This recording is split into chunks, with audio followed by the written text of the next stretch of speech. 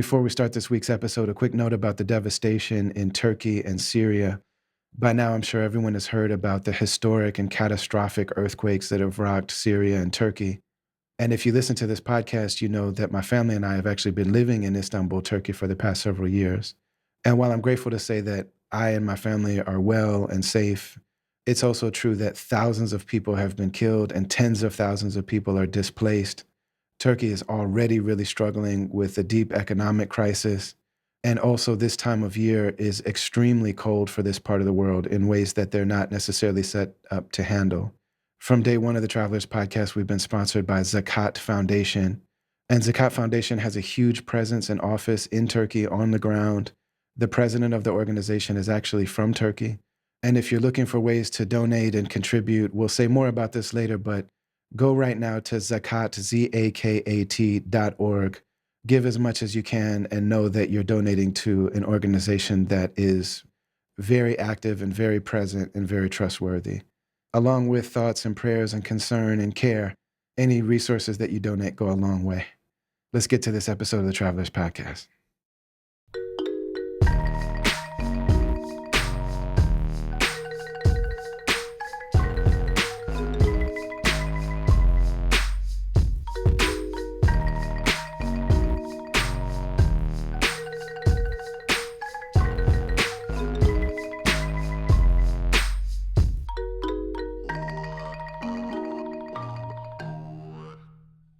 Bismillahirrahmanirrahim wa sallallahu ala Sayyidina Muhammadin wa ala alihi wa sahbihi wa sallam. Peace and love, everybody. This is Brother Ali. You're listening to the Travelers Podcast. The reason that I'm talking quietly and maybe sound a little different than usual is because talking into my phone in a hotel room in Mecca surrounded by my sleeping wife and daughters. This is the 30th anniversary of me becoming Muslim back when I was a teenager. Valentine's Day, 1993. After reading the autobiography of Malcolm X and listening to hip hop and then watching the movie, and I found the local mosque and did a little bit of research and ended up becoming Muslim on that day, officially and outwardly part of the community. And I wanted to go to Mecca so bad. It's such a dream. I watched this movie, as a lot of us did as converts.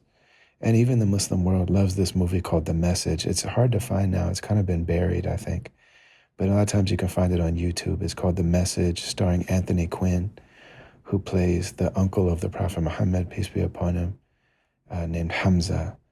May Allah be well pleased with Hamza. It's a really accurate movie. And it's not a bad way to learn about early Islamic history. And that's how I learned about it when I first converted.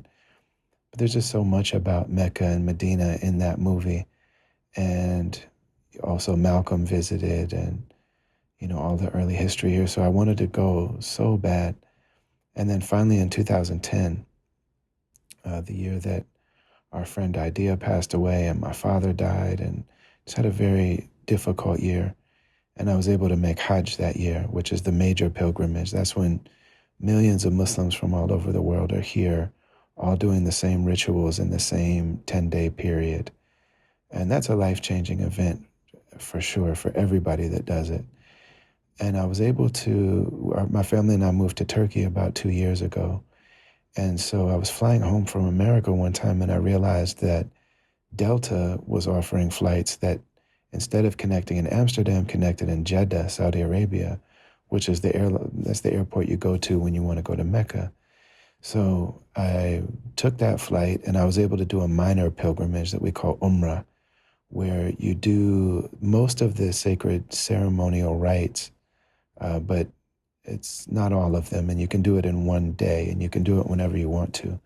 So you get in the same two white cloths and you come, and there are thousands of people from all over the world every day doing that minor pilgrimage.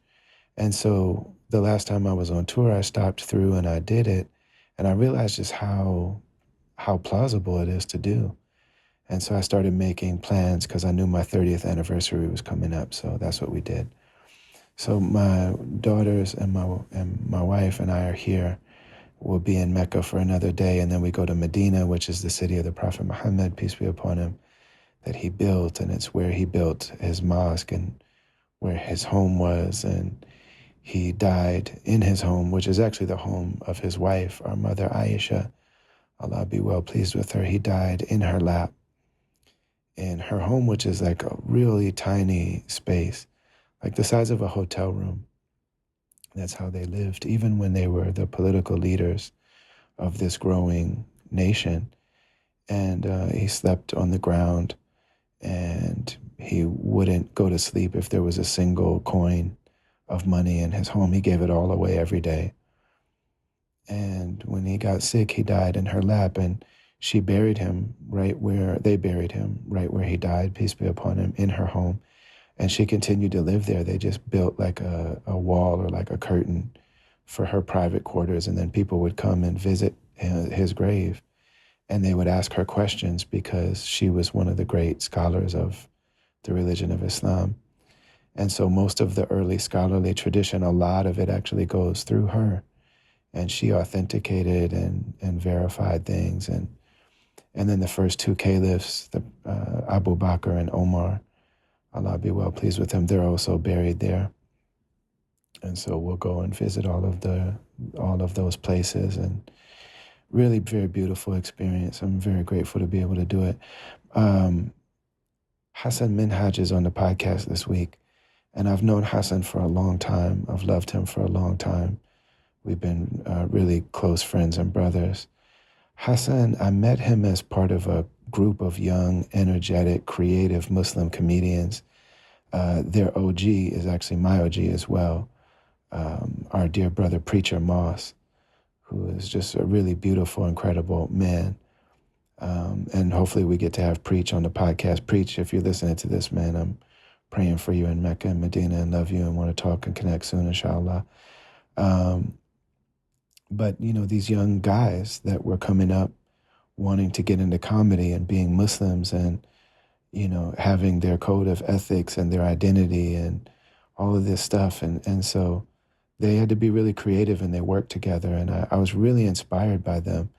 And in a lot of ways, I, in our community was one of the few people that was moving around and actually active and doing something that was seen as valid in the world of art, culture, entertainment. I was playing at Coachella and doing all these festivals and being on TV and things like that. And in our community, that wasn't something that was a lot of us were doing. And so these comedians like Mo Amer, who went on to tour the world with Dave Chappelle, he has 2 Netflix specials and a really dope series about his life on Netflix called Mo. I'm actually rapping at the end of it.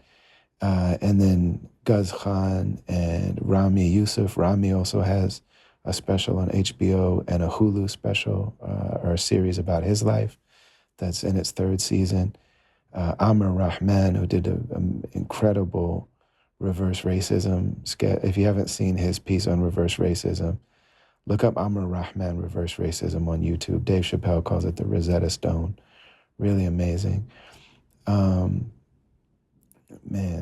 who else? Azhar Usman, who has written for all of these incredible people and also has a role in the Miss Marvel series. When you see the guy on Miss Marvel doing the food truck, that's our brother Azhar Usman, who's written for all these incredible people. And I'm sure I'm leaving people out, please forgive me, but all these really incredible Muslim comedians that came up together and had to really create their own platforms to do what they wanted to do. And Hasan is somebody that makes me so happy because he's always been true to who he is. He's brilliant, and he has that microscope that an artist needs to have to be able to look at ourselves and really be alone with our truest inclinations to create art. But then, some of us also have a telescope to be able to see the broader world, and they figure out a way in. They figure out their lane. They hit a tipping point, and they actually become part of culture.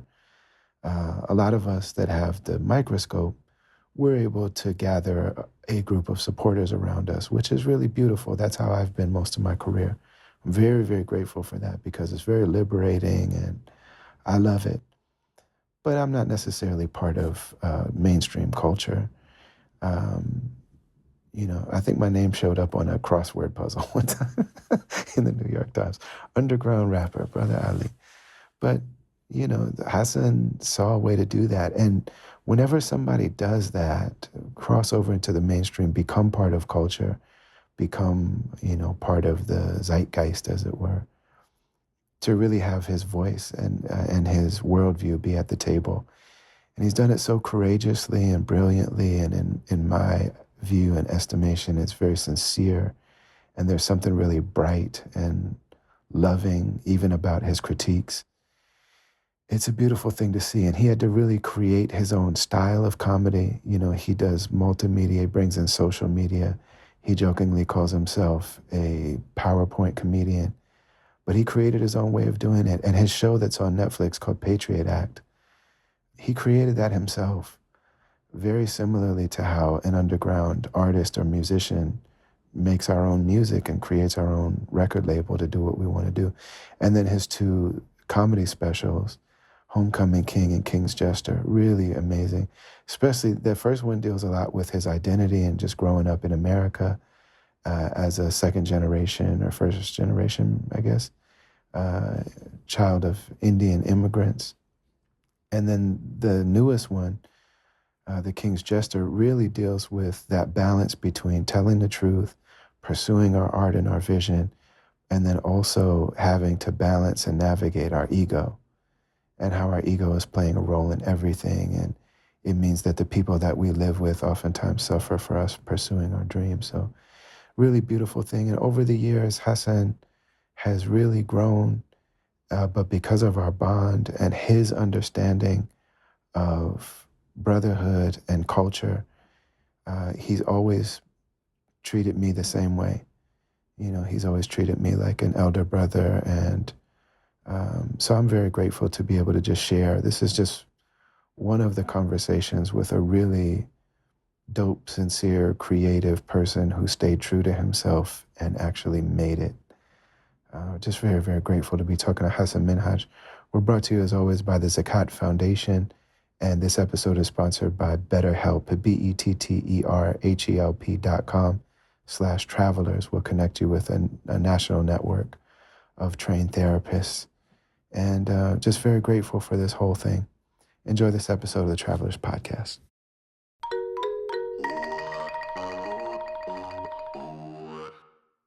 Man, the Wi-Fi in Istanbul is so unpredictable. Like everything here is unpredictable. They have everything that everybody else has got, but it's all profoundly unpredictable in ways that are like hard to adjust to. And after a while, they get hilarious. Really? Is there one particular example where you were like, man, this is tough? Is it the Wi-Fi? The Wi-Fi is one of the main ones. Yeah. Cause I see, I do the podcast, and then my wife is a therapist and she sees her clients online. Her clients are still in the US. Yeah. So that's like an ongoing one. But I mean, it's literally everything. Like literally for Eid, they'll just lock my office building for a week, and like no one will be here. No one will tell you that, you know what I mean? And it's just like, no, it's they call it Baitam. They're just like, no, it's Baitam. Like you don't work during Baitam. Like, man, but I might need my computer. I might want to actually go into my office for something. Right. Nah, no. I got you. Crazy. What's working for you? Obviously, like lifestyle, cost of living. I'm sure culturally it's dope. Yeah, it's perfect for our family, if in so many ways. Like one, Minneapolis was just like I needed some space between me and Minneapolis for a little bit. Yeah. And then religiously, it's really good. You know what I'm saying? Like, cause you can be religious here, and also my daughters can skateboard and do photography, and it's all just really normal. Cost of living is dope. It's nice to just physically not be in America, and also mentally and spiritually just Right. to be aware of it, but to not have to be. There's something about being outside for a little bit. Yeah. Anytime I tour internationally, the world just feels like a bigger place. You know what I mean? Yeah. Yeah, what's New York like, man? I was only there once. My wife is from the Bronx, and so we went back and spent a week. And I guess I played a show in Brooklyn, but Yeah. Man, New York felt really like it felt really different. It felt really like volatile and desolate and like a little bit Wild Wild West like. Yeah, it's kind of like that. It's kind of been like that coming out of COVID, you know. But it's still one of my favorite cities in the world to do comedy in, you know. It's just one of those things where I'd say New York, London, Chicago, there's certain cities where um culturally the art form of kind of stand-up comedy is respected as a prestigious art form. It's not just, Mm, you know what I mean? You go to certain comedy clubs in any town in America, you're basically a lubricant for the bar. yeah. When people come to the Comedy Cellar or they go see you at a show, you know, in London at Hackney Empire, the O2, they're like, okay, I'm seeing the artist. That's the main entree. So that part of it, you know, is good for my spirit. And we've talked about this before privately. I've even hit you when I'm going on those trips to LA. LA is a very, very disillusioning place for me, Yeah. you know. Um, Scenically, it's so beautiful, but it's like a hologram. There's nothing underneath that. Whereas New York is going through, coming out of COVID, is going through some rough patches scenically, but I think the heart and the spirit is still there. Hmm. When I go see artists, when I go see bands, I can still feel that energy. You know, people are trying to put on their best work there. You know what I mean? What's the vibe like at the Comedy Cellar? Like that's always been my favorite place to go and experience comedy. Yeah. You know, it's home. Like now it's been home. I've lived now in New York now for almost 8, 9 years. So that's like my home club. And what's cool about it is there's kind of it's the perfect combination between the up and coming class, the new group of comics and artists that are coming up, and then you have the older vets, the guys that have been there for 20, 25, 30 years. And then of course there's a third group, which is what I just call like the legends, you know, a Bill Burr, a Chris Rock. These guys will come in and, you know, they'll put on their work, you know. And I love that mix. I love that mix. There's very few places that are like that. And it's just about the set that you have that night. Like the Comedy Cellar it's not plugged into the Hollywood movie studios or the agencies. It's just like, did you rip that night or not? Oh, did you see Chappelle dropped in? Did you see his 10 minutes on this? And that kind of it's like comedy nourishment. That's those nutrients is what I need, not clout, fame, hype. That stuff still exists. That kind of ego stuff still exists, but it is at a lower volume than it is in LA. Yeah, it's crazy, man, because for me, LA, in terms of the people in LA, like the regular people that just work jobs and like live in the valley or live in, like those people support me stronger and in higher numbers than New York does. Wow. But in terms of like energetically for a place for me to be, like, man, I never know how many people are gonna come to a show in New York. The last one I did in New York was like really embarrassingly light, man. Like nobody came.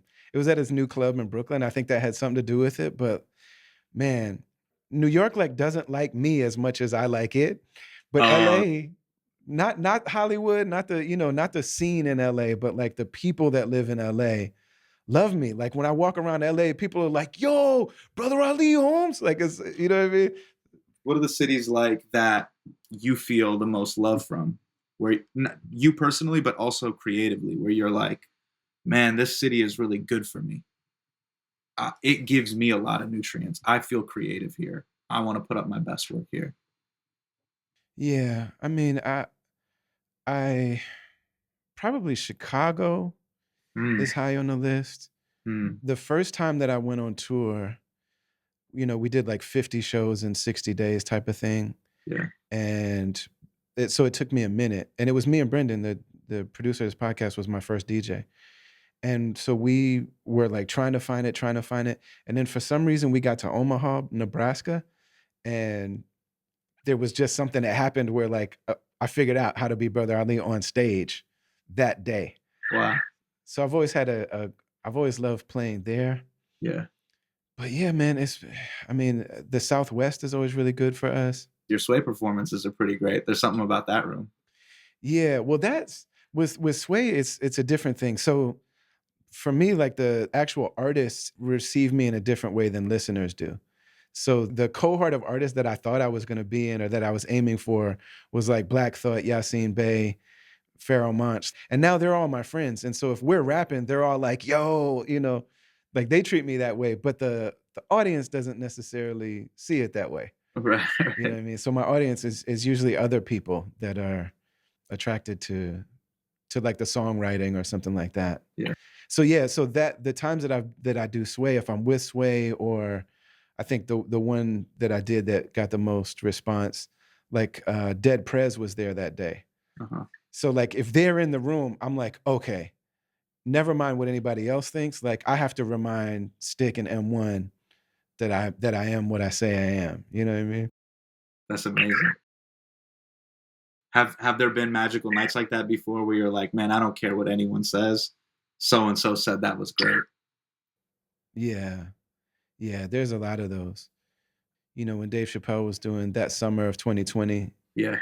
in Yellow Springs, I went to that, and man, being validated by that particular group of people, like Dave and Yasin and David Banner came through, and I really love Michelle Wolf. Like I loved her before. I loved her as a fan before I knew her, Uh-huh. and then I really bonded with her there as well. Obviously Mo, Yeah. um, but being in that space was really dope too.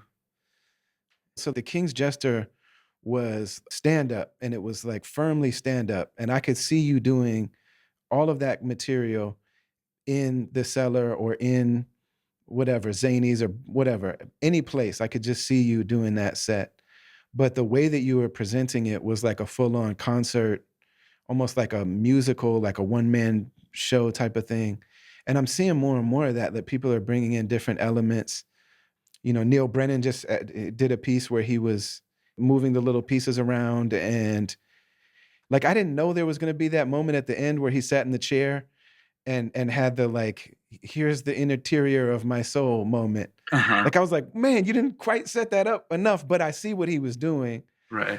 And so it just feels like that's something that's happening more and more in comedy specials. Hmm. And I wonder, how do you develop that part? Because like it seems like comedians might be slow to embrace that part. And some of them are funny about it. Some of them are purists and some of them are jealous maybe. Hmm. And so how do you actually do that part of the work? And do you have other comedians that can build with you on that? Or is it just you going straight to the audience and letting them decide? You know what's so funny, man? We've talked about this privately a bunch, but I've taken a ton of inspiration, believe it or not, from other genres and art forms.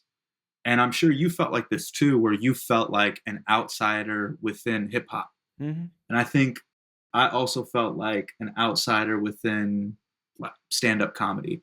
I'm this skinny Muslim, like Yeah. Indian kid with poofy hair, like I'm supposed to be like a news anchor. It's a lot. It's this weird kind of Indian Muslim Ryan Seacrest, weatherman. I don't know how to classify this dude. He doesn't look like a traditional quote unquote stand up comic. And a lot of my interests and my inspirations and just the way I communicate is a little bit left of center or not in the straight and narrow setup punchline comics, one liner comics, maybe dark blue comedy, um, big act out, just performance kind of like comedy. It's this combination between storytelling and punchlines. But then I'm a very visual person. Like there's times where I'll be having a conversation with a friend and I'll go, did you see this thing? And I feel like I'll show him something on my phone, almost like with a childlike exuberance or excitement. Oh, you haven't seen that? Like, oh, check this out. Oh, dude. And then I'll comment while it's happening. And what I wanted to do is I've always felt like, how do I capture the energy that I have when I'm at my funniest with my friends? Now I got to translate that to an audience. And funny enough, it was music. It was following what musicians actually do, the way they collaborate with a bunch of people, the way they use their voice, they use their whole body as an instrument.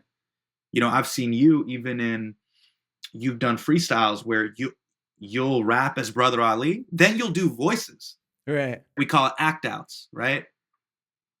Eminem would do that too, where he was Eminem, Slim Shady, Marshall. He's playing all these characters. Mm-hmm.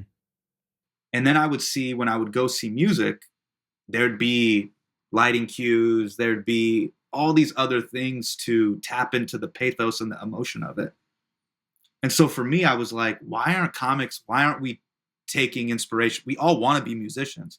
Why don't we take more inspiration from them? And funny enough, what you guys revolutionized, kind of decentralized, independent artistry, going direct to your fan base, performing at festivals, y'all have been doing that for 20 years. We just started doing that, where we have like comedy festivals and we put out specials directly to our audience. Radiohead, you guys have been doing that for 2+ decades, building up your mailing list, having the show feel like a unique experience. Whereas for years, I felt like the art form of comedy was kind of stagnated. You know, you'd go see someone on tour, they'd be working it out on stage. They kind of have an abusive relationship with their audience. Oh, you guys don't get it. Yeah. You know, there wasn't this feeling of, oh man, I'm in Minneapolis tonight. I haven't seen you guys in 3 years. Let me show you the new album. There wasn't that sense of pride. Right.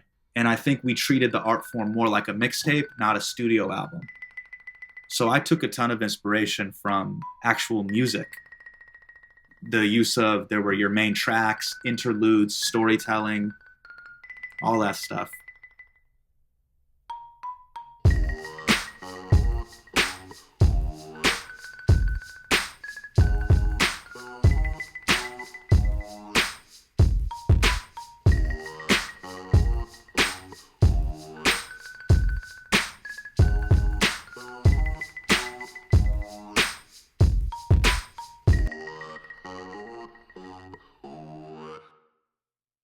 I mentioned at the top of the podcast that Syria and Turkey have been devastated by this series of historically catastrophic earthquakes. And if you listen to the podcast, you know that my family and I have been living in Istanbul for the past couple of years. My inboxes and my texts and my apps that I use to communicate with people and my DMs and my email, everything has just been full of messages of people reaching out, making sure we're okay, asking if we need anything. And alhamdulillah, I mean, physically and directly, the earthquakes didn't touch Istanbul. Some people said they felt tremors and things. We personally didn't feel them. But just living in this country, I mean, first of all, there's already a big economic crisis that this country has been undergoing for the past several years. On top of that, the weather is extremely cold for this region of the world, and they're just not set up for it. So really low temperatures that honestly, coming from Minnesota, like temperature wise, like, man, why does this feel so harsh? Like I said, this part of the world just isn't set up for it. So a lot of rain, the buildings aren't set up for this type of cold. They're just not insulated like that. So even nice places have water coming in and they're really drafty. People have lost power. There's electrical storms. There's incredible winds. This country has been already dealing with a lot, not to mention what Syria is going through. And so the earthquakes, it rivals September 11th. And the feeling of being in a country that has gone through something like this in some ways reminds me of September 11th. It's a historical level event. And I remember when the earthquakes happened in Haiti and there are hurricanes and things like that, and being in America and just being like, man, I see the footage and I want to help. And what do we do? And I just remember feeling like, man, I really hope that we can trust these organizations. I know our intentions are good, but in this particular case, it means a lot to us that we've been connected with Zakat Foundation from the beginning of this podcast, because Zakat Foundation works on the ground. They don't just drop money places. They don't just drop ship food. They have a really serious headquarters in Turkey, and the president of the organization is from Turkey.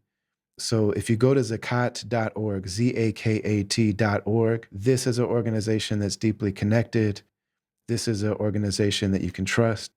This is an organization that's really adept at getting goods and services and resources exactly where they're needed and to the people who need them the most quickly. If you feel moved to help, a little bit goes a long way.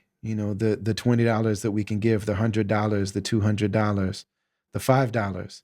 It goes a long way, especially if a lot of people do it. So I'm personally asking, out of all the talking I've been doing for the last coming up on a year about Zakat Foundation, I'm personally asking, go to zakat.org right now and give something to the people in Turkey and Syria that are going through this. And while you're there, stick around with Zakat Foundation because it's a reputable organization that does great work all over the world.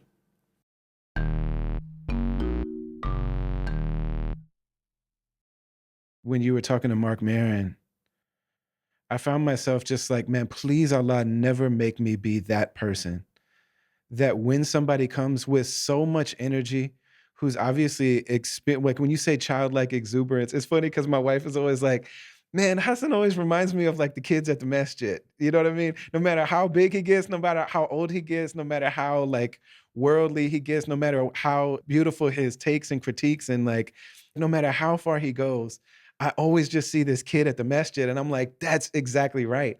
So many of the people that put the amount of attention to detail into what they do, and it's so well thought out and it's so planned.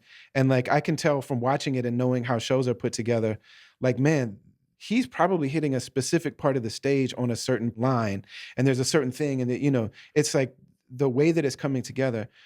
Most of the time, people, when they put that level of attention into what they're doing, they lose some of the personality of it. They lose some of the authenticity of it. You start to get a sense that like, oh, this is the show. It's almost like a suspension of disbelief, but it's not, because I'm like, that's the actual soul. Like that's the soul of this man. Like this is really who he is. You know what I mean? And so, Kieran, you talked to Maron. Here's somebody who's bringing something so new to the art form, who's obviously enjoying it so much, who's giving it extreme amounts of honor by putting that much work into it and by putting that much of yourself out into the world. And the people love it. So, like, what are you upset about, man? I do know that some of the greats, like some of the true greats, have really embraced you. I know you have a relationship with Chris Rock. Like, who are the people that encourage you? I would say Chris and Dave, but Chris has been one of those guys where it's been so cool. He'll just come to a show and he'll be looking on in the back. Like it's almost like one of the it's like one of those movies where he's just kind of standing there in the back, like in Rudy, just like watching me and kind of like, and he'll come backstage and he'll give notes and he'll give ideas. But what's been so cool is some of the people that have really embraced me when I've tried to look to them even for answers, they've never given me the shortcut stuff. It's always been, and I'm sure you've had mentors in your life like this, they're talking about things more philosophically. They're not say this joke. And I've always had this thing where like one day I'll meet Yoda and Yoda will tell me exactly what to do. But it's more of like, they'll be like, just look at it, maybe turn it this way. Have you thought about the world this way? And then kind of going from there. So I would say Chris Rock and Jon Stewart have been the two that have been like that. And the gems that they've given me, I'll give you an example. Most recently, I was talking to John, and I was telling him he did an interview where a media figure, was kind of going at him and saying that he was washed up, like he's a little bit over the hill. And John goes, I'm almost 60. So yes, I'm over the hill. And there was part of me, I was telling John, I was like, why did you say that? Like, why were you trying to be so gracious in that moment? Like, this person's calling you irrelevant. You should have been like, if I'm irrelevant, what are you?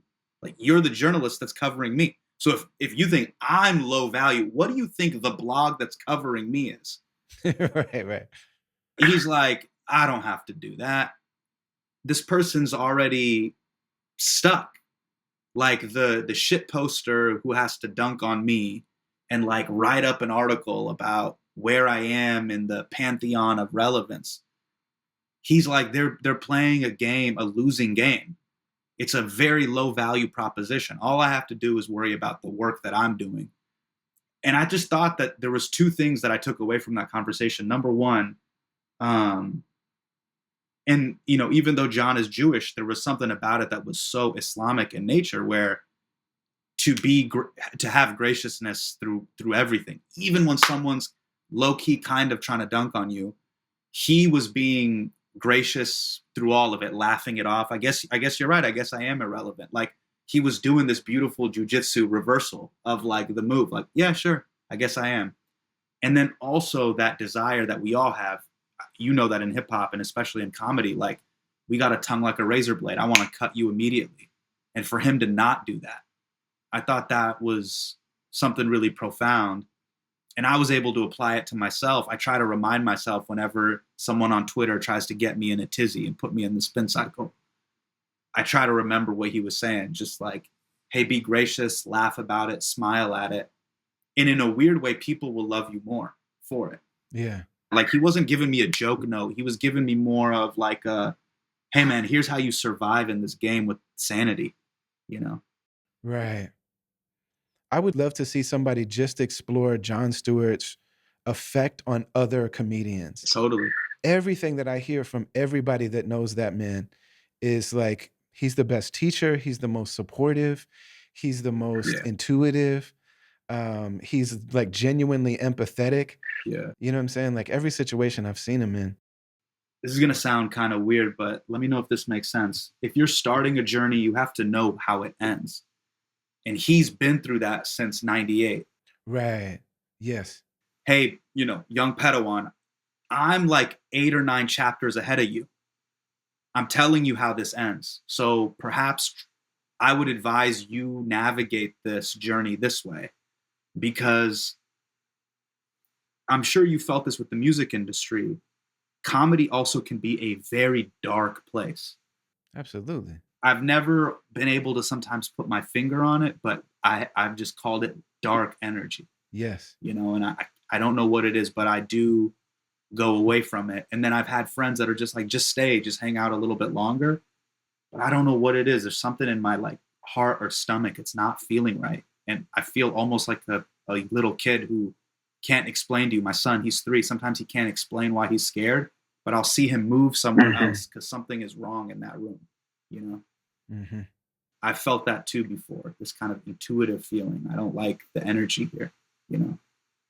Yeah. And I felt like when Marin was coming at you, not to just harp on him, because I mean he's the real thing. He like earned his right to have an opinion. Sure. And always with our elders, it's just like, man, I'm in the opinion of my elder. So like, you know. Yeah. But it really felt like his thing was like, give me something dark, man, about you. Like, where is the deep dysfunctional hatred of your family? Or like, man, until you give me that, I don't trust you. And I don't like the fact that people are laughing and I don't respect it. And I don't like, it looked like he was like looking for something in you that would somehow affirm his very bleak and abysmal view of life. You know, it's interesting. Like, you know, we talk about there's just different philosophical paths. Like there's different madhabs or whatever. Mm-hmm. He came up during a certain era and he believes comedians and comedy should, the true representation of the art form should look a particular way, but also, and I actually agree with him. There's parts of it where he goes, the conclusions, I know they're not really that sanitized. It's a little bit messier than that. I'll tell you this. Yeah. Sometimes when those conversations can actually be a blessing because it is something that I am working on, having a little bit more smudge on the painting. Just let there be a little bit of smudge. Hey, maybe if you garbled a line in show 1, keep it in the edit to make it feel real. Right. And I've heard sometimes musicians do that. They're like, I didn't mix it and master it a certain way. I actually wanted it to feel a little bit more dirty, so to speak. And so I think Mark, and maybe this is just the way I frame things, I see it as a little, it was a good discussion because I was like, you know what? There's comics that I look at where I was like, bro, I love their ability to just lean into the moment and lose everything they've written and just kind of ride that wave. And it's just raw expression in that moment. Mo is a master of that. Mo is so good at hey, someone says something in the audience and like he taps into just that messiness in the room. And I've seen him have those magical nights. Yeah. So funny enough, I think Mark is kind of right. Everything doesn't have that like clean conclusion, so to speak. That can be really satisfying. Right. But he definitely inspired me to, hey, like look at the smudges a little bit and maybe explore that, you know? I did most of my music with Ant, like my main producer, and like we spent a lot of time trying to really be bigger than. It's a very similar kind of idea, but like we're not just rappers. We're not just making beats and rapping. We want to be musicians. We want to be songwriters. Like I want to write songs the way that Donny Hathaway wrote songs, or the way that a great songwriter writes.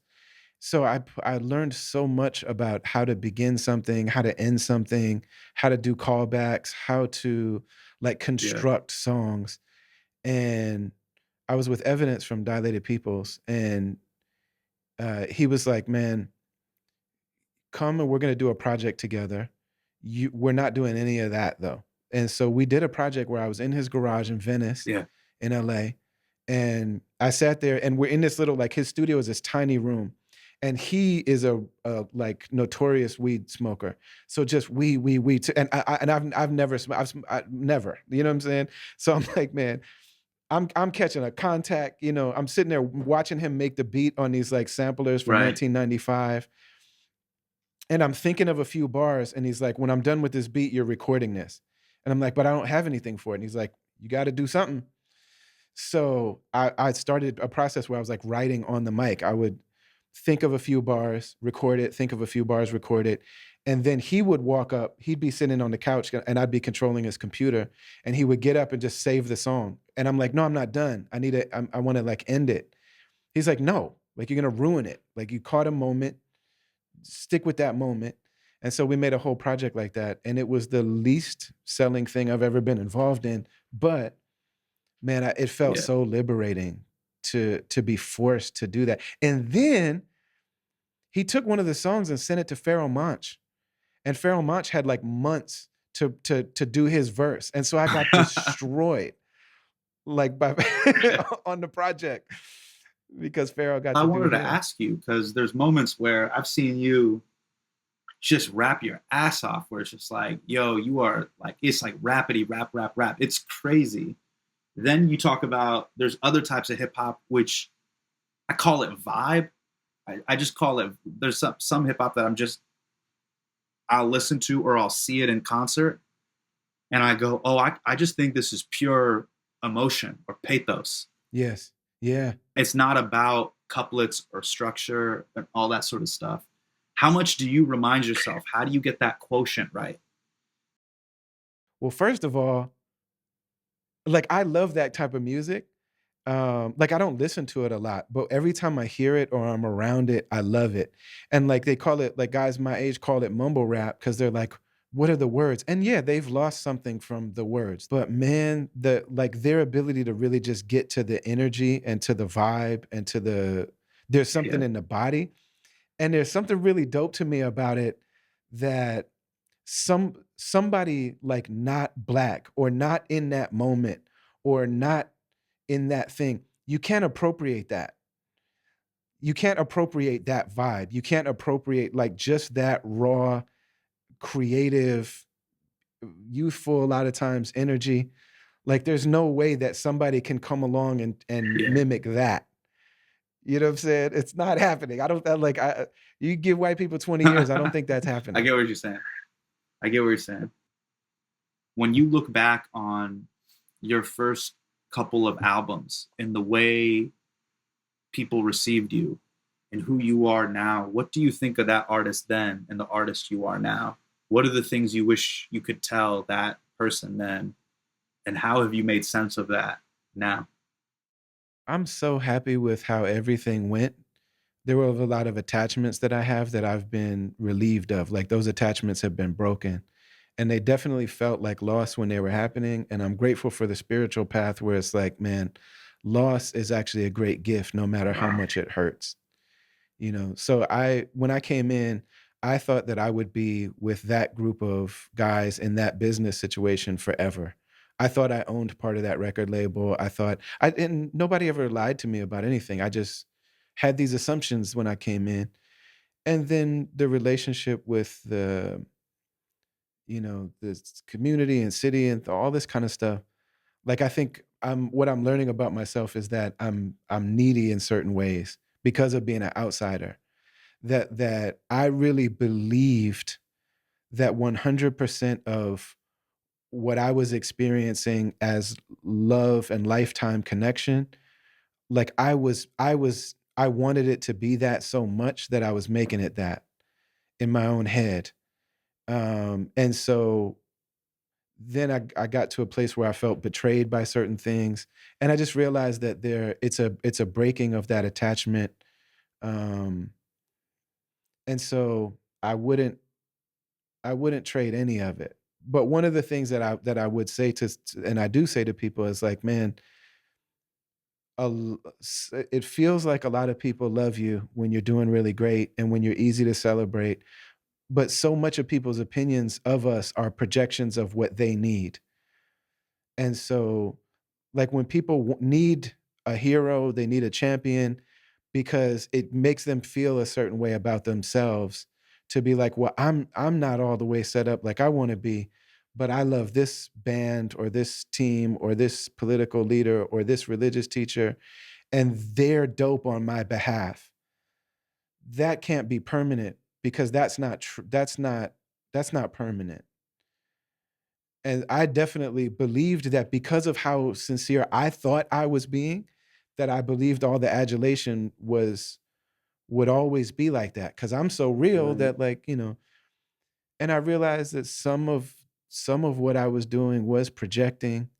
Some of what I was doing, it wasn't performative because I believed it in the moment. I was acting and saying and doing what I thought was real in the moment. Just didn't realize how much of it was me wanting validation and um, you know. But also I wouldn't trade it. I wouldn't trade the belief in that, and I wouldn't trade the sense of loss when it Wow. went away. I wouldn't trade any of it. And that's the thing that I kept trying to interrupt you to say is that the teachers, like really great teachers, really great therapists, really great sheikhs and spiritual leaders, guides, like I think one of the things they know about us is that I can tell you what to do, but unless you get to the point, like a really great one will make it so we get there on our own, so that we know how real Yeah. it is. And one of the things they tell us is that when Allah wants good for a person, he'll let them be misguided and mess up a lot and feel distant from him and feel horrible and full of regret and all this stuff so that they can be like, "Oh, no, I want to be close to God. I want to get right. I want to rectify this." And then rectify it and be close again and then because then it's like this isn't just something my parents told me to do. This isn't something I was guilted into doing. My heart knows what it felt like to go through these Mm. experiences. That's beautiful. I imagine people are very jealous of you. Whenever somebody comes and does something really dope and they do it, or it's something new, and they do it so thoroughly, like you do your style of comedy like it already existed. Like it doesn't look like somebody trying to figure it out. It like by the time it reaches, both the first one and the both your specials, by the time they show up, it's so it's so like you say it clean that it doesn't feel like something brand new. And I wonder, like, when people see that, do they feel like this isn't fair? I think it could be a variety of things. I can't look into their heart of what's actually going on with them, but I think it could be a variety of things. Some people may say it's disingenuous. He doesn't love his wife that much, or he's not really keeping it 1,000% real. That's not really that. Sometimes it can come from a place of they take it as an attack on the existing establishment. That's not what traditional stand-up comedy is. Mhm. And some people, it can. it can just be genuine personal preference. They're like, look, man, when I come to comedy, really what I'm looking for is a type of comedy. I want to go into a basement and I kind of want to hear irreverent, ratchet stuff, you know? And that's a type of comedy. That's what it's no different than music. So I think people have to be into that. Like, and as I've gotten older, I've learned to appreciate all forms of it, even with myself, to be like, man, like, I wish I could use all the words they're using. You know what I mean? The P's, the V's, the F's, the S's. You know what I mean? Like, oh, I could really spice up the act. But I realized, and I've talked to you about this, I think, before privately, we all are an instrument. And some of those words it just won't sound right coming out of my mouth because of my instrument. You know what I mean? Can you imagine if like Seinfeld was like really, it was like Andrew Dice Clay? Like, you know what I mean? Like, that's a funny SNL sketch, you know? Dirty Seinfeld. So my buddy's done that as a character on stage where, you know, he's just like, he's being super crass as Seinfeld, you know, what's the deal with, you know, this? You know what I mean? So like that. Some pussies just really stink. Yeah, exactly. What's the deal with eating ass? All the kids are eating ass. Like, you know, Kramer. You know, it's that kind of vibe. And it's cool for like a what if 20-second like comedy run. But Jerry's instrument, he really is like a throwback to the nightclub like comedians of the mid 20th century, purists that were just pure kind of observational comics in the 50s, 60s, 70s and stuff. And he came of age and during that time. He could do that, but we have to understand what our instrument is. And then my goal has been, hey, when you see someone do something that you can't do, marvel at it, enjoy it, appreciate it, and see if there's a way you can improve your game. But if it's not authentic or true to you, you don't have to entertain it, you know? Have you ever felt that way before where you're like, I wish my Batman utility belt had 15 of these things. You know, I wish I had the such and such of Lil Yachty, but the bars of Nas, but the writing of so-and-so and the, you know what I mean? But the storytelling of Slick Rick and the blah, blah, blah of this. Did you ever feel that way? I felt that way as a comic where I'm like, oh man, if I was able to do this like Jamie Foxx, or I could do impressions like Jay Farrow, oh man, what that could do to my act, you know?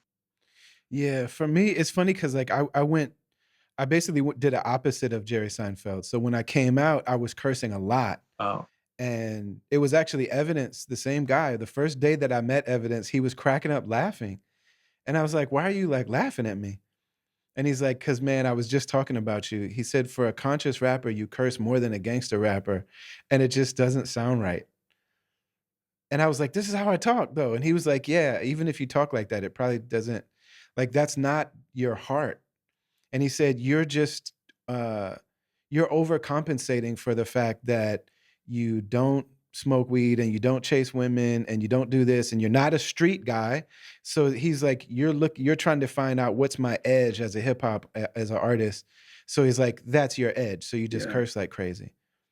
And he's like, you're probably going to stop someday. And I'm just like, dang, man. He's the opposite. He's not like, he's a different kind of, he's not like an elder teacher. He's like a slightly bigger brother who's cool. And I'm not. Like every time I'm around Evidence, I'm like, oh, this is what cool people are like.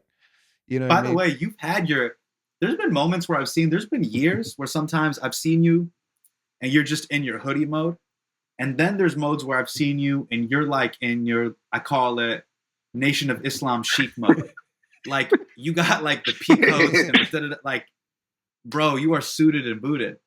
What's the inspiration behind that? Is it just moments, like periods of time in your life?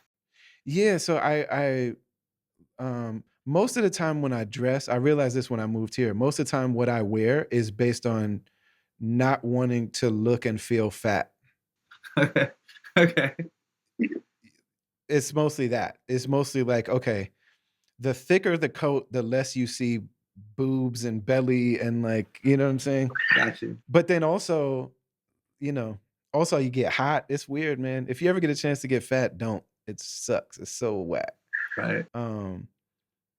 But yeah, and then I did make a switch. Like in 2017, I was just like, okay, this is the person I'm becoming. I thought about not making music anymore. Like I was gonna fully just go and study Islam. I was an imam before I was a professional MC. So I was like, I could go back to that world and I'll be very happy doing that. But I realized I just wasn't happy with my setup in music. And I didn't feel like I was completely being myself all the way. Yeah, that was a period where I was just really trying to like, this is how I want to dress. This is where I want to be at in life. So I stopped cursing at a certain point. I just feel much better about it. And I'm to a point where I don't even like I do feel better. Like I feel like more myself if I don't talk like that.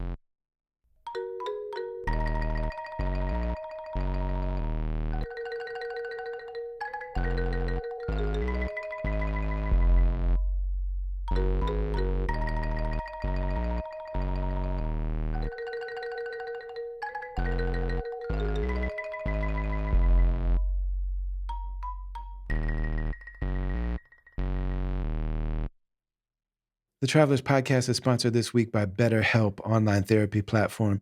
And when you use our link to sign up with them, which is betterhelp.com/travelers, you're going to get a discount on your first month of therapy. We're going to get a commission to help the work that we do here on the podcast. It really is a win-win for everybody. I'm a musician and I cannot stand to watch movies about music being made because it's just like, man, that's not how it works.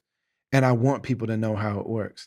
My wife is a therapist and she can't stand to watch therapy in TV and movies because she's like, that's not how it happens. On TV and in movies, you see a person lay down on a couch, they cry to a stranger, and that person tells them all the secrets of their life and unlocks everything for them and tells them what to do and maybe gives them pills and things like that. There are a lot of approaches to therapy and there are a lot of ways that it's done. I don't think any of them are that. What therapy does look like in most cases is we start talking to people about the issues that are bringing us to therapy in the moment. So, addictions or relationship issues, or anxiety or depression, or thoughts that we're wrestling with. And firstly, they ask us questions that we couldn't have asked ourselves. And those questions are very revealing. Then they listen and repeat our answers back to us in ways that offer us a lot to learn a lot about ourselves. Now, mind you, they haven't told us anything yet. But as time goes on, they start drawing connections and they just give us the opportunity to look at ourselves and our lives and the things that we're dealing with and the way that we've processed things, the way that we've stored information in ways that we haven't explored. Like, what's the idea that I have of myself based on this thing that happened? And maybe I didn't even realize that I translated it that way. And then what conclusions have I drawn about the world that may have served me in the moment, but may not be working as I go forward? So, therapy takes a lot of different forms. There are a lot of different approaches, but most great therapists are going to unlock different ways for us to see ourselves that are going to allow us to come to our own conclusions and to set our own goals. And I personally believe that we deserve access to therapy. I had a hard time accessing therapy. I heard about BetterHelp on a podcast and I gave it a shot. I've had 2 different therapists now, and I'm actively involved in weekly therapy sessions on BetterHelp. So go to betterhelp.com/travelers, betterhelp.com/travelers. Like I said, you get that discount. You start talking to them about what type of therapist you'd like to see, and then you make your own schedule with that therapist. You can start communicating with them right away. And at any time, if you feel like maybe this isn't the person for me, you change therapists, no questions asked, no extra charge. I'm recommending it. I have this partnership with them. So go to betterhelp.com/travelers and get down with this therapy journey. Thank you so much for listening. We're going to jump back in one moment, but I just want to take a second and say that I'm very grateful that you're here because the podcast and the music that we release, the limited vinyl drops and the merchandise and the learning series, the events, the concerts, all the stuff that we do is completely independent. There's no record label, there's no distributor, there's no big corporation behind it. But I'm very grateful that we're able to make a living doing exactly what we want to do. It comes from our heart and it's intended to go to your heart and nowhere else. And that's a really beautiful thing to be able to say, especially in this particular time. And I think you know that already. And I think you know this already, but My guess is that you also follow and listen to and support other artists and creatives and content people and speakers and thought leaders that are independent. And when that's the case, it's cool to follow us on social media, but it's actually not that cool to just follow us on social media. It's getting more and more corny. Increasingly, the things are changing in ways that I don't have time to get into right now. But it means that even if you follow us and even if you tell the robots and the AI and the algorithm and whatever, even if you tell them you want to see the stuff we put out, a lot of the things that we post are just not going to reach your eyes and you're not even going to know about what we're doing. The best way to connect with us is to go to brotherali.com. You'll immediately be prompted to sign our mailing list. And I don't like to sign mailing lists. I don't like giving people my email. But in this case, when you do it, I write those emails personally, and I only send them out when I've got things that I really want to share with you that I think you're interested in. I don't do it a lot. I will not blow up your email. So sign that mailing list. And then go to the shopping section. We got all of our merch there, podcast merch. There's Uncle Sam Goddamn anniversary stuff. There's Brother Minister stuff. When we do our limited cassettes and vinyl and all of that is there. You'll be able to see all of that. And if you go to the section called Join, we've got a caravan, which is our group of subscribers and supporters. And there's different ways to interact there. You get exclusive stuff. The top tier of those subscribers, we interact with them a lot. There's a Slack channel that's open at all times, and we communicate and build community. That middle tier, that's $25 a month, you get exclusive stuff. You get parts of these episodes that aren't released to everybody. You get music and things that I want to share on a regular basis. And then even that lower level, that $5 level, everybody that subscribe, you get these episodes early and without commercials and ads. And you know that you're supporting the work that we're doing here. So if you're digging any of the stuff that we do, head to brotherali.com, connect with us directly, and know that we love you beyond words. We appreciate you beyond words.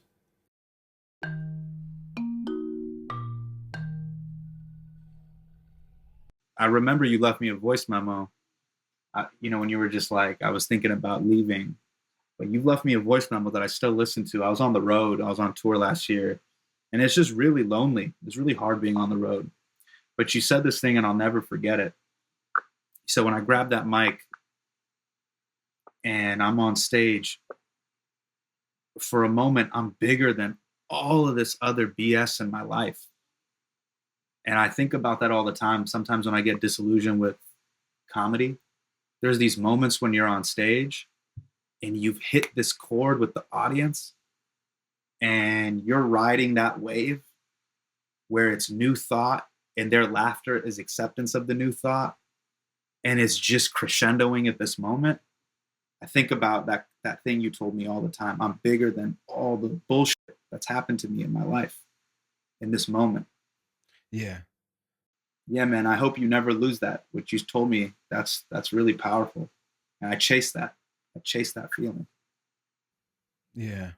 And the live shows, and then also, yeah, the live shows are a really great opportunity to feel that again because those people are genuine.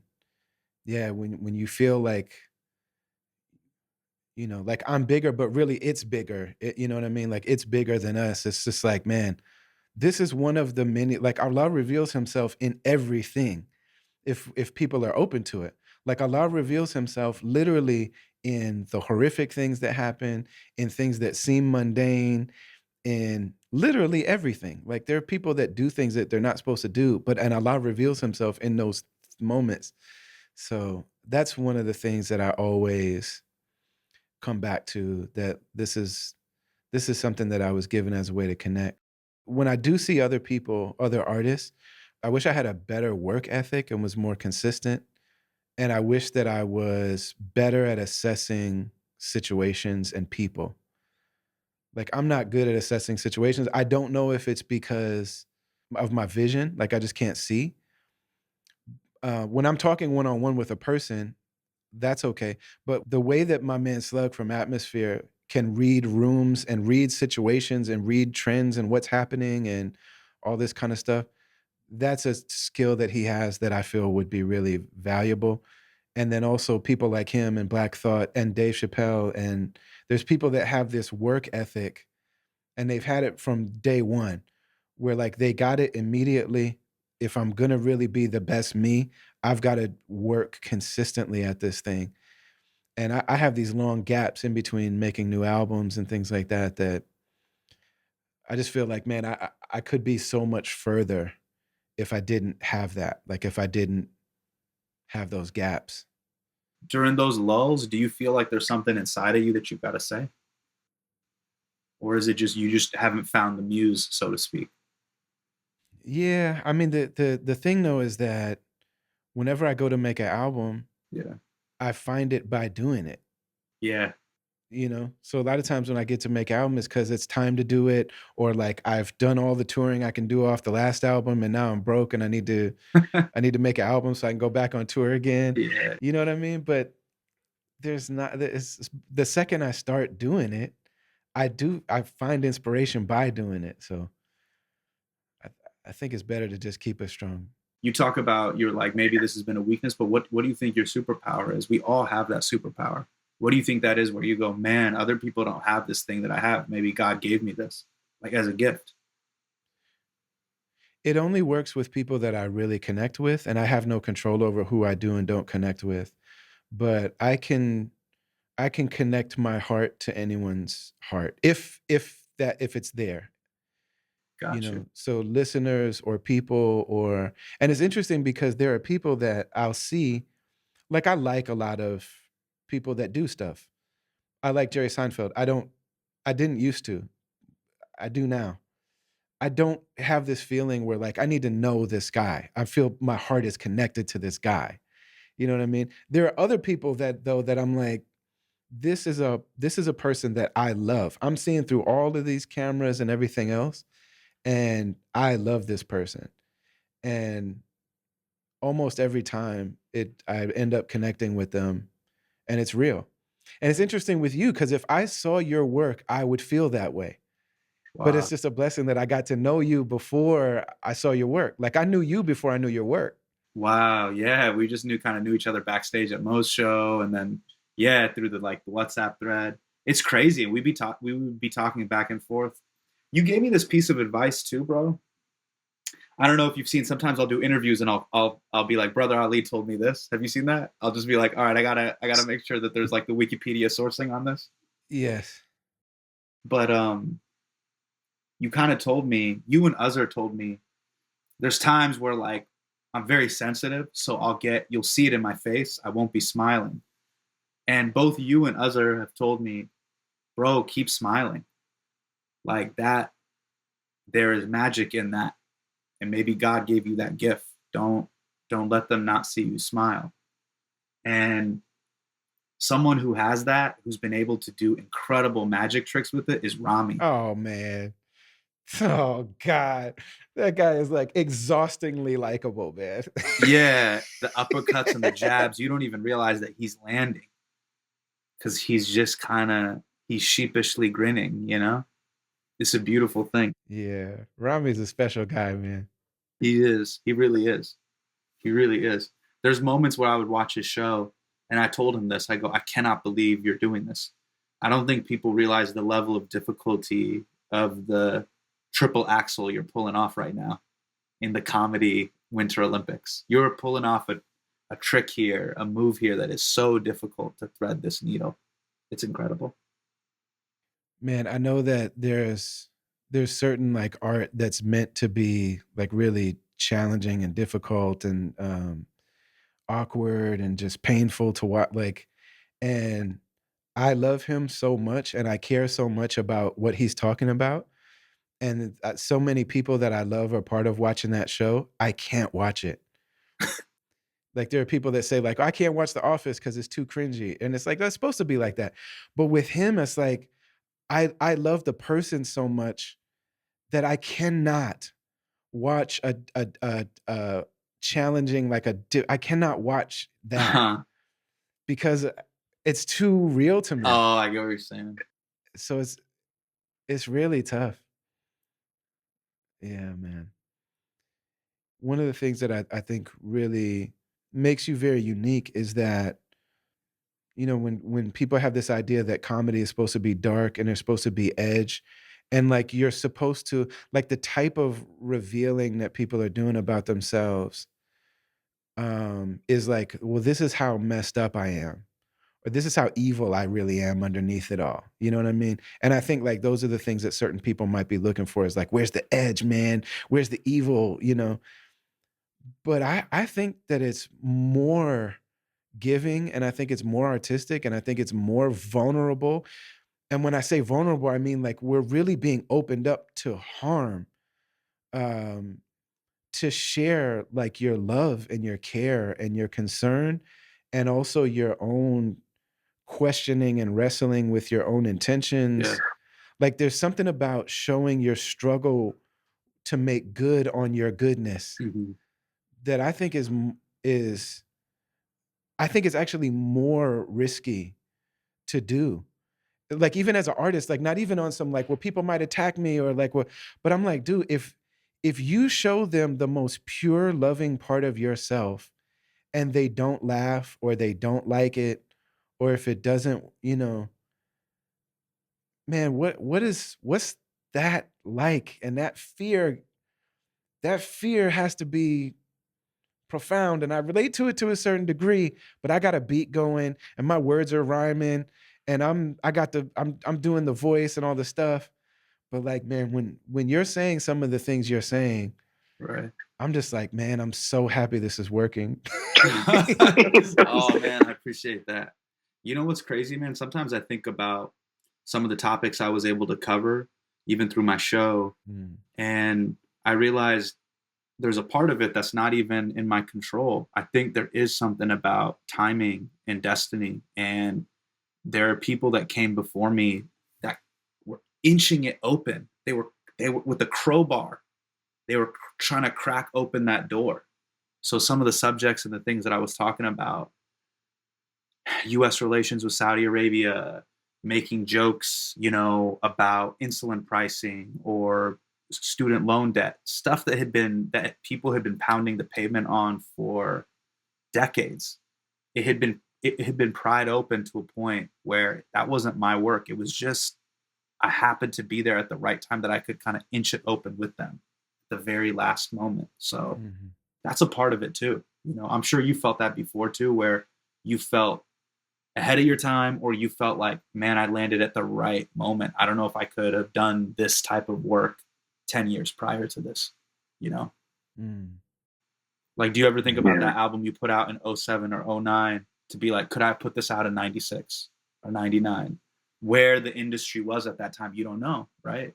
And you're like, maybe that happened at that moment during that time in Minneapolis, where hip hop was, all these things line up. And it's just like there was just enough oxygen. The soil was fertile enough for my tree to grow. I feel that. I really do feel that. Yeah.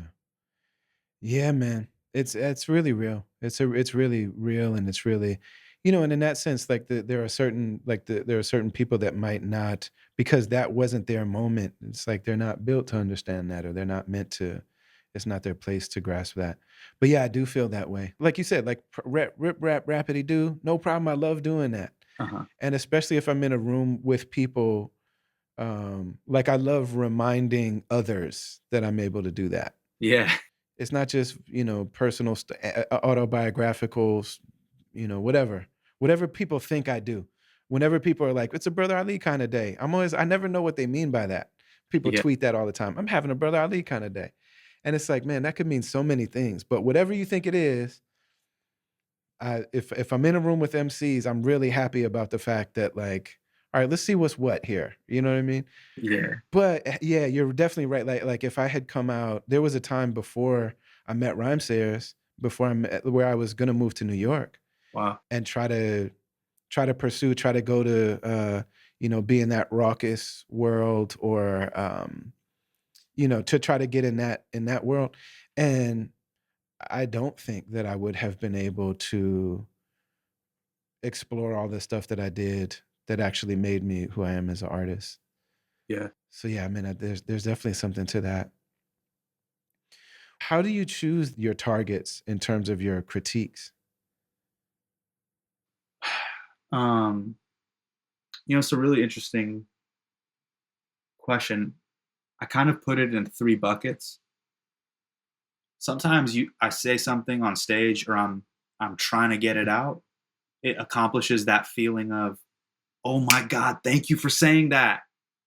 Like there's so many times that people in their day-to-day lives, they feel something and they're just waiting for somebody to say it on the biggest stage possible. Yo, finally, that kind of all caps, finally someone's saying it.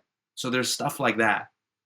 Then there's another part of it um, that's I think a little bit more difficult, but it is very interesting when people go, man, I never saw the world that way. I was always looking at it this way. I didn't know if you turned it, oh, it's really like this. I didn't realize that some of my best takes, it's just like a bar. You're like, man, the way you end a couplet, it's like, I've never seen it that way, but you've said it so profoundly that it's going to stay with me forever. And then the third bucket is sometimes it just scares me. And there's part of me with comedy, I'm trying to, in a weird way, I don't know if this sounds right, but it's almost like I'm trying to prove it to myself. This thing doesn't scare me. I'll always feel that little pit in my stomach. Like right now I'm writing my new show. It's my third special called Off With His Head. It kind of completes the trio: Homecoming King, King's Jester, Off With His Head. And dope.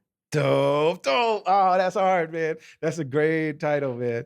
But there's parts of it that are, like there's certain takes that I have that are a little bit heterodoxical. You wouldn't expect me to believe those things, right? And I'm working it out on stage.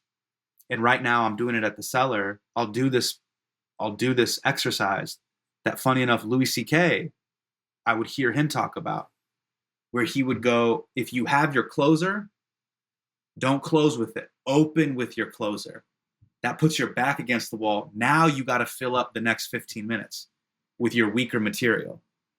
And so I've been doing that now. And it's been really hard. Like I can feel myself flailing in the pool. And the audience doesn't know it, but I'm trying to calm my heart down. So it's funny, as we're having this conversation, it's February. I don't know when this is going to come out, but I've been getting up, every other night and doing 3, 4, 5 sets. And I don't know if the audience knows it, but it's like, man, I'm flailing up there right now. I'm really trying to figure it out, and I'm getting a little bit more comfortable. And then once that bit gets really good, then I open with it. So I can't rely on it. I can't use it to bail me out, And eventually that's forcing the other bits to get stronger. So hopefully I can build, an hour of material or 90 minutes of material that I feel really great about, and it all feels strong.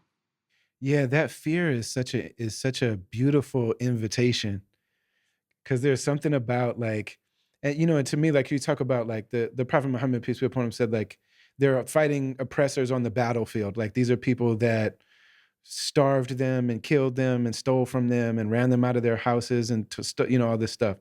And they're patient, patient, patient, patient, patient, and then finally it's time to, like, okay, we have to actually meet them on the battlefield. So they do, and then they're leaving the battlefield and they're going back to Medina, like their life. He's like, we're leaving the little jihad and we're going to the big jihad, which is like the one internally with self.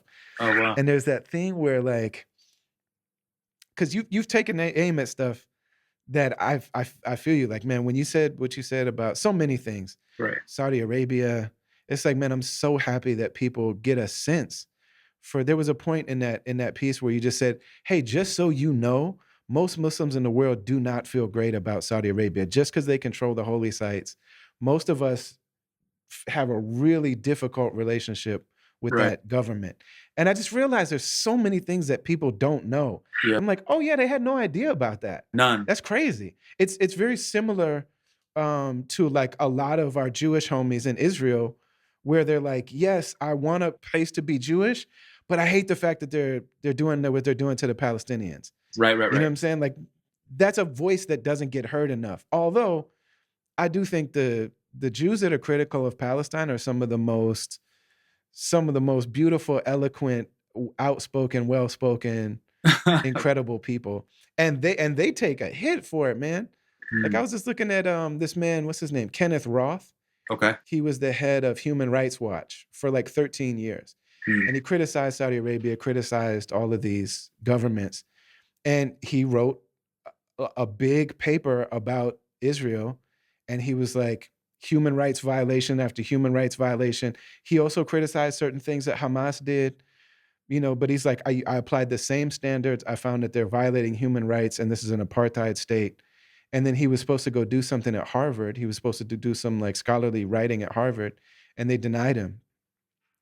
But Islam has had such an interesting relationship with hip hop, whereas Islam's relationship to Hollywood and show business, it seems so outside and foreign.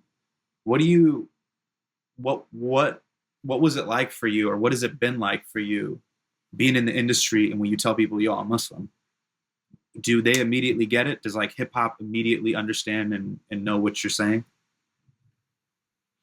yes, Mm, it's a double edged sword because on the one hand, yes, and when I started out, all of my heroes wouldn't be considered like Orthodox Muslim, but they were like, had some relationship to like the 5% nation of gods and earths.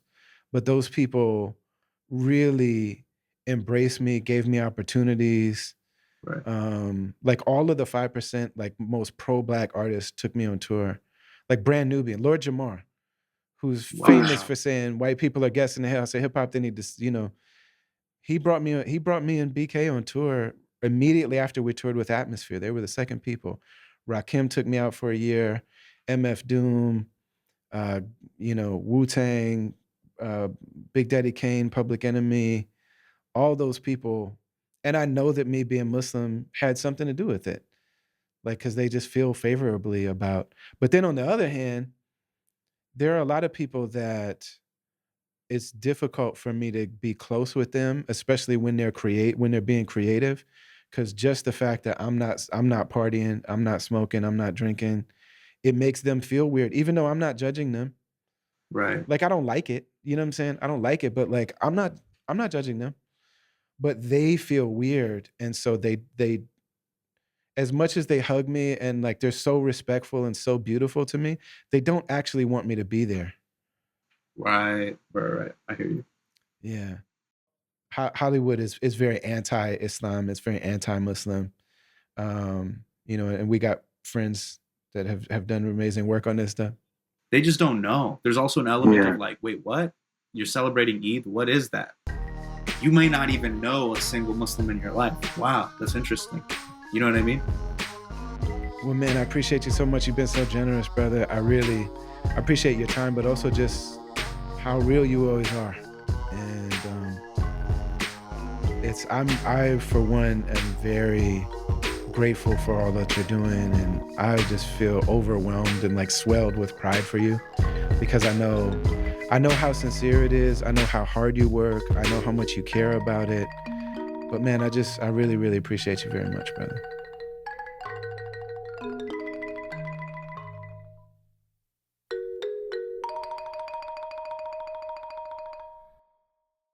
All right, I'm back recording in this hotel room full of sleeping ladies, my wife and my daughter. So I'm talking quiet again. Much love to my dear brother Hasan Minhaj for being so generous and gracious with his time and with himself and with his wisdom and his insights and just for being here and also for being him. It just really means a lot, for artists that are out here trying to tell the truth and trying to hold on to as much virtue as we can and trying to be ourselves. To see somebody do that and make it, it really feels like a victory for us all. And, he pays a big price for that.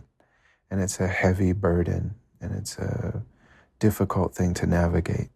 So in a lot of ways, he's doing that. That's a service that he's doing for us. And we're very grateful to our brother Hassan, and we pray that Allah give him a long life full of guidance and goodness and protect him from anyone that would want to harm him. And also we pray the same for his family. And we pray the same for you. We're brought to you, as always, by the Zakat Foundation, and then also betterhelp.com, betterhelp.com/travelers. Will connect you with that network of therapists. Also, don't forget about the people in Syria and in Turkey. Zakat Foundation, Zakat, ZAKAT.org, is a really trustworthy place to give. And they're really set up well to be able to help in real life. Special thanks to Emna Mirza Mansour Panawala, Darian Washington, Last Word, Mark from Medina Hip Hop, and shout out to all of my dear friends that listen and give me feedback on the show. Sending a special shout out to my man Ahmed Fahmi, and to Jamal Jenkins, and to Aida Rashid, and to Khalees Rashad, and all of my dear friends that check out the podcast and give me feedback. It really means a lot that you. I don't expect my friends to listen, so when you do, I really appreciate it. Travelers Podcast is produced, edited, made happen by the great, the one and only, my man, BK1, Brendan Kelly. And it is a production of Travelers Media. Much love to you all. Assalamu alaikum wa rahmatullahi wa barakatuh.